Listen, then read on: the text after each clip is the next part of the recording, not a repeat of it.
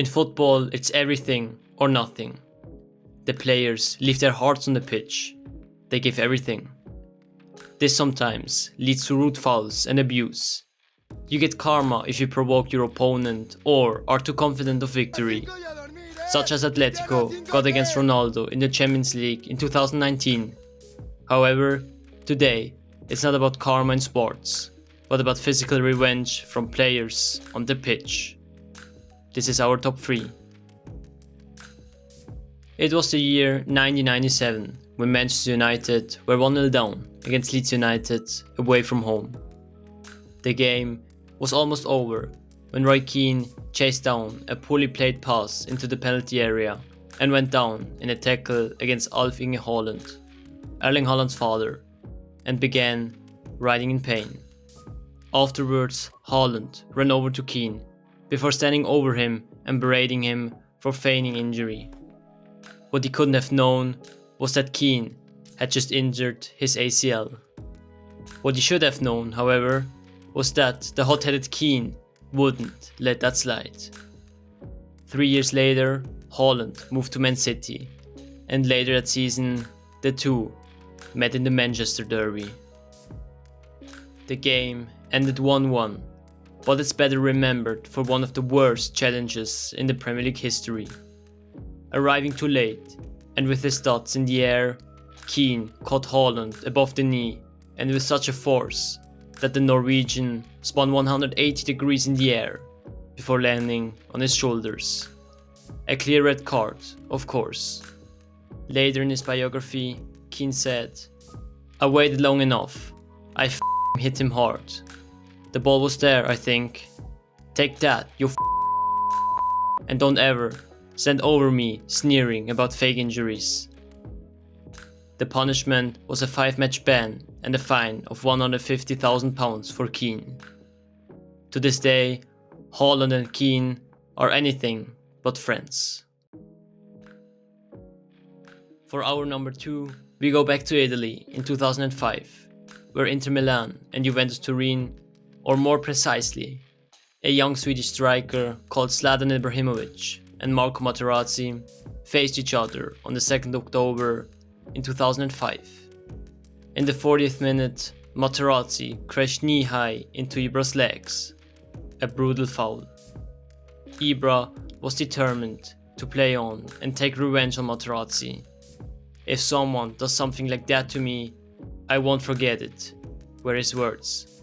However, he was unable to continue playing due to the pain and had to be substituted. But the Swede has not forgotten it, even after 5 years. You heard right, Ibra waited 5 years for his revenge. Why, are you wondering? Attention, now it gets curious. Materazzi was on the bench in the second matchup that season. Then, the two were teammates at Inter for 3 years, after which he played 4 times against Inter with Barca in the Champions League, but Materazzi or Ibra were always on the bench. Only after 5 years did the two met again on the pitch, Ibra then in the jersey of the Rossoneri. Ibra scored the 1-0 from the penalty spot after Materazzi had fouled him, but that was no satisfaction for Zlatan. In the second half, Ibra hit Materazzi with an outstretched leg and the elbow kick to the head. Materazzi had to be substituted and even needed to go to the hospital. Ibra later said, "He came at me and I hit him with a taekwondo move. I sent him to the hospital. I waited 4 years for that. Everything takes its revenge at some point." If you enjoyed the video so far, take the 2 seconds, like the video and subscribe our channel to support us. Write also in the comments what your opinion is about these moments, or if you think that we have forgotten to mention another revenge. Thank you guys. The first place in our list took action on the 15th of May in 2010, when 2 of the most talented German midfielders of 2 generations met in the FA Cup final between Portsmouth and Chelsea.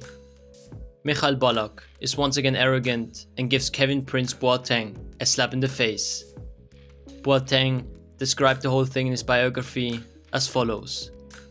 The slap was not just a slap, it was a real wipe. Then, 5 minutes later, the train came by. The train was Boateng, and the target was Ballack's ankle.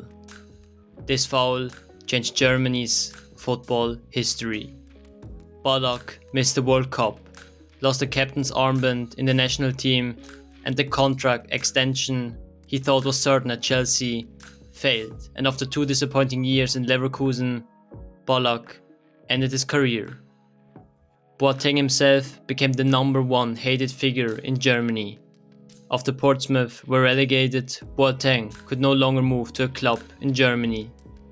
He then went to AC Milan and played the best season of his life, scored the craziest goals, became a fan favorite in one season, and did the legendary moonwalk during the title celebrations.